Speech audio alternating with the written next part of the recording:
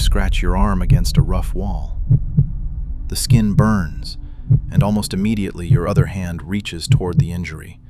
You rub it, press around it, inspect it, and sometimes, strangely, touch the exact place that hurts. Why? If pain exists simply to make us avoid damage, deliberately touching the painful place seems contradictory. Yet almost everyone recognizes the experience. There can even be something faintly satisfying about rubbing a bruise or scratching irritated skin. The satisfaction does not necessarily mean that pain itself is pleasurable. Touch and pressure can modify pain signals, while action replaces passive discomfort with information. You are locating the damage, testing its intensity, and responding to it. But consider another familiar human behavior. Something goes wrong in life, and hours later your mind returns to it. Tomorrow it returns again. You know thinking about it hurts, yet mentally you touch it again. Perhaps these two behaviors are not identical, but their resemblance raises an interesting possibility. What if discomfort was never designed merely to hurt us? What if its deeper function was to make certain problems impossible to ignore? Pain is not the injury itself. It is an experience produced by the nervous system, using signals from threatened or damaged tissue, together with context, attention, memory, and expectation. That distinction matters because pain is fundamentally informational. Put your hand near a flame, and pain makes withdrawal urgent. Twist an ankle, and pain changes how you walk. Develop inflammation around a joint, and suddenly movements that were automatic become carefully monitored. Even rubbing an injured place has a neurological basis. Touch and pressure information travels through pathways that can influence how strongly nociceptive information reaches conscious experience. This helped inspire what researchers Ronald Melzack and Patrick Wall called the gate control theory of pain. Notice the architecture.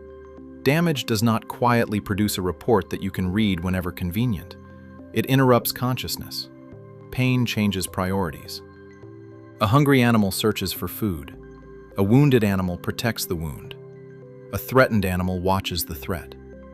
Biological systems repeatedly use unpleasant states to reorganize attention and behavior. This suggests a broader principle. Important problems must compete for an organism's limited attention. Pain wins that competition by making disengagement expensive. And when rubbing, protecting, inspecting, or treating the injury provides even slight relief, engagement becomes easier to sustain. Discomfort says, something requires attention. Relief says, this response may be useful. Together, they can turn suffering into action. Now replace the scratched arm with an unanswered problem. A business deal suddenly looks dangerous. Someone you trusted behaves unexpectedly. You discover that an important decision may have been wrong. Nothing is physically touching you, yet while eating dinner, driving, showering, or lying in bed, the problem returns. You examine yesterday's conversation. You calculate alternatives. You imagine what happens next. Then, you deliberately stop thinking about it, only to discover yourself thinking about it 20 minutes later. The mind seems to touch the wound. This should not automatically be called irrational. A recurring problem may contain unfinished information. Returning attention to it can reveal something missed earlier, produce a new strategy, or prepare behavior for the next encounter. Human cognition is extraordinarily useful because it allows action before reality arrives. We can mentally simulate consequences rather than learning exclusively through physical trial and error. But that ability creates a strange possibility. A physical wound exists in the present. A thought can recreate yesterday's wound, construct tomorrow's wound, and combine both into something being experienced today. The mechanism that makes unresolved problems difficult to ignore, therefore acquires enormous reach.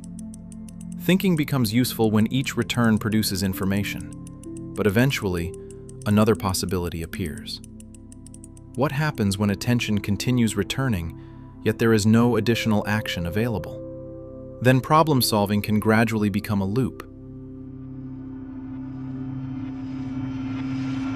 Consider the structure of many immediate biological problems. You become cold, seek shelter, become warm, and the signal decreases. Hunger rises, food is obtained, and hunger temporarily disappears. Something attacks, you escape, and immediate danger ends. These events can be brutal. Nature is certainly not gentle. Animals experience injury, starvation, displacement, disease, competition, and prolonged stress. But many biological signals contain recognizable termination conditions. The problem changes, and therefore the signal can change. Human cognition introduced something different: the ability to preserve a problem even when the original event is absent. A humiliation from 5 years ago can exist this afternoon. A financial possibility 10 years away can disturb tonight's sleep. An unresolved conflict can be rehearsed hundreds of times without either person entering the room. This capacity is not simply a defect. The same ability lets humans plan harvests, build companies, save money, educate children, design cities, and prepare for risks that have not happened. Foresight is powerful precisely because the future can influence present behavior. Yet the nervous system now faces a peculiar category of threat.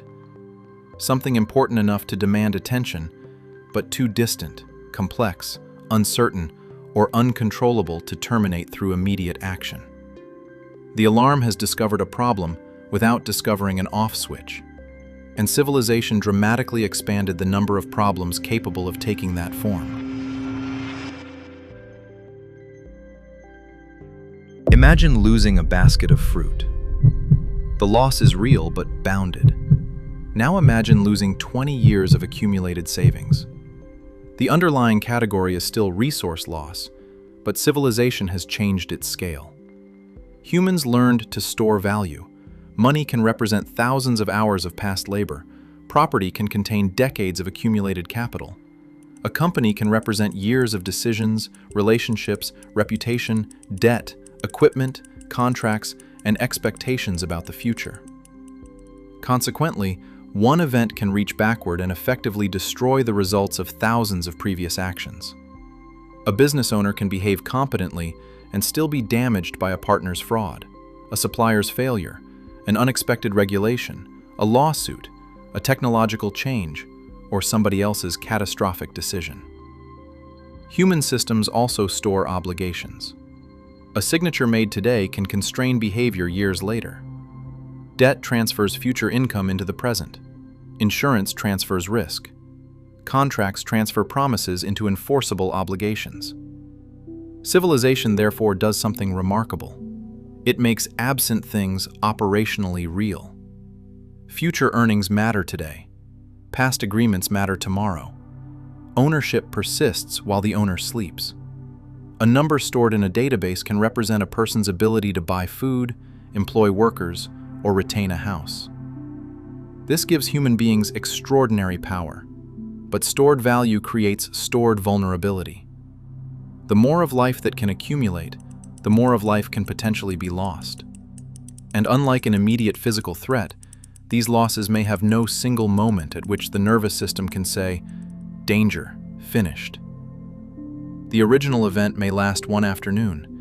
Its consequences can occupy 10 years. That changes the experience of having a problem. Complexity creates another phenomenon. Consequences can travel between different parts of life. Suppose a person loses an important source of income. That is, initially, an economic event. But mortgage payments continue. Savings begin shrinking. Plans are canceled. Time previously used for exercise or family is redirected toward finding work. Sleep may deteriorate. Poor sleep affects concentration. Reduced concentration affects decisions. Bad decisions can worsen the original financial problem. What began in one domain has crossed into several others. Reverse the sequence and the same structure appears. A health problem can reduce working capacity. Reduced work can damage income. Financial pressure can change relationships. Relationship conflict can consume attention required for recovery or work. Nobody needs to imagine these consequences for them to exist.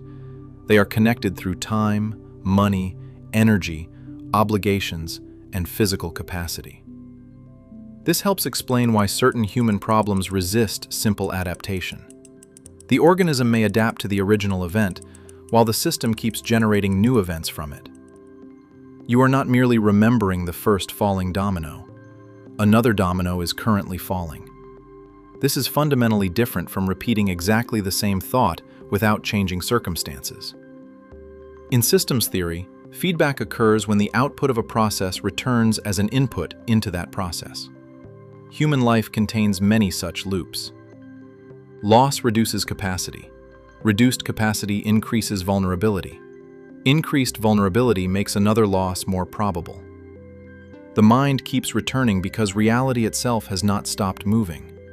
Sometimes, what appears to be excessive attention is an organism facing a problem whose consequences continue arriving.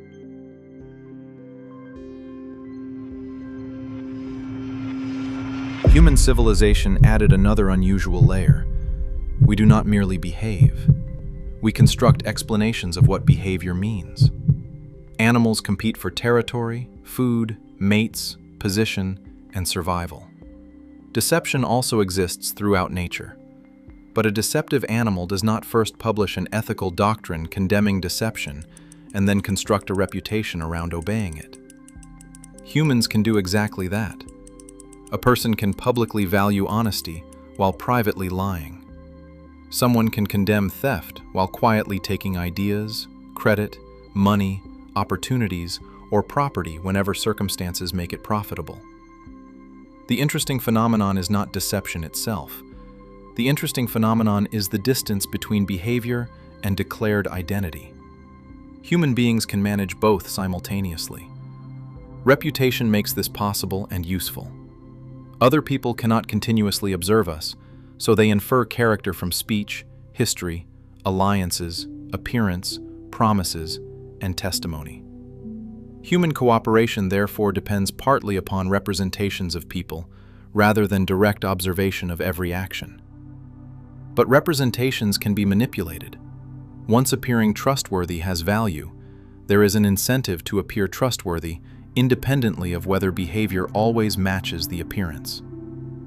This produces a distinctly human uncertainty. The visible social world and the operational world underneath it need not be identical. A person can therefore suffer not only because another individual competed successfully, but because cooperation was established using one apparent set of rules, while behavior later followed another. The wound is no longer simply, "I lost." It becomes, "The model I used to predict this person was wrong." And because humans survive through prediction, trust, and cooperation, correcting that model becomes another problem demanding attention. This brings us to a more uncomfortable philosophical question. Nature produces earthquakes, parasites, cooperation, predation, birth, disease, competition, symbiosis, intelligence, and extinction. But where, inside the physical event itself, is the label good or bad? Nature provides consequences.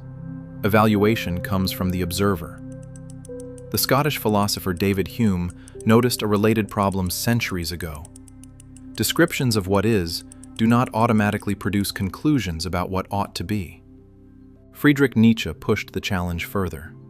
In Beyond Good and Evil, he wrote, "There are no moral phenomena at all, but only a moral interpretation of phenomena." Whether one accepts Nietzsche's philosophy is secondary here. The distinction itself is useful. An event happens. Then a mind evaluates the event. The evaluation can be extraordinarily important to the person and society, while still being conceptually different from the event being evaluated. Rain does not know that it ruined a wedding. A virus does not know that it destroyed a family. Gravity does not punish the person who falls.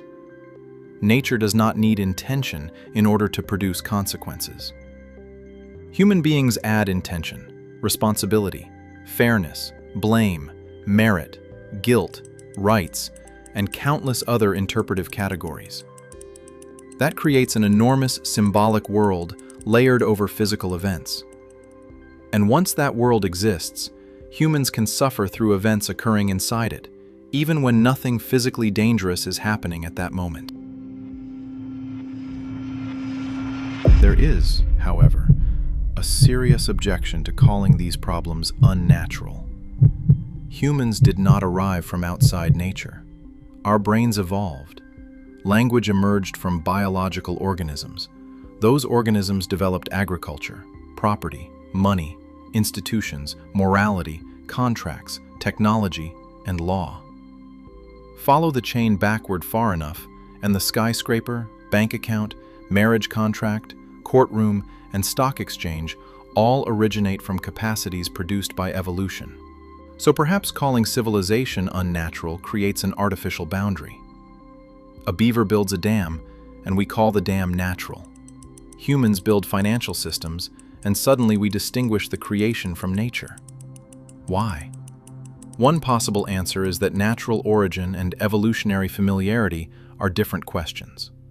Something can emerge through a natural process while producing an environment radically different from the environment in which the organism's mechanisms developed. Electric light is produced by natural organisms using natural materials, yet human circadian biology developed without illuminated screens at midnight. The origin can be natural, while the resulting condition is evolutionarily novel. Perhaps the same distinction applies here. Human intelligence may be entirely natural, while some problems created by that intelligence operate at scales, durations, and levels of abstraction that older biological mechanisms never previously encountered. That does not settle the question. It makes it more interesting. Maybe the unnatural problem is not outside nature. Maybe it is nature producing something faster than its older mechanisms can comfortably accommodate. And this returns us to that scratched piece of skin. You touch it because something happened there. Pain captures attention. Interaction provides information. Eventually, under ordinary conditions, tissue heals and attention moves elsewhere. Human intelligence took that ancient architecture and placed it inside a world capable of storing value, obligation, reputation, memory, future risk, and consequences. Now, some wounds do not have edges you can see. Perhaps this explains part of our strange attraction toward troubling thoughts. The mind may not always be trying to torment itself. It may be doing something much older, returning attention to what remains unresolved. The difficulty begins when civilization creates a problem that attention alone cannot finish. Then an ancient instruction continues running. Look again, check again, think again, solve it. But there may be nothing left to solve. And perhaps one of the deepest challenges of human consciousness is recognizing when attention is still serving action, and when the wound has already taught us everything it can.